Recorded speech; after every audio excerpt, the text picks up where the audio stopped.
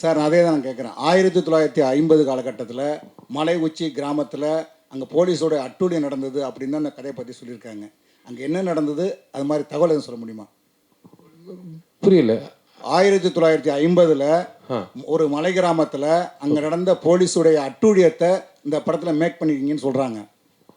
அப்படி இல்லை. இந்த படம் ஃபுல்லாக பார்த்தீங்கன்னா உங்களுக்கு இந்த இந்த இதோட கிளாரிஃபிகேஷன் கிடைக்கும். என்னென்னா இது ஒரு பர்டிகுலர் இன்சிடெண்ட்டோட ரீக்ரியேஷன் இல்லை, அதை பற்றி எடுத்த ஒரு சினிமா இல்லை.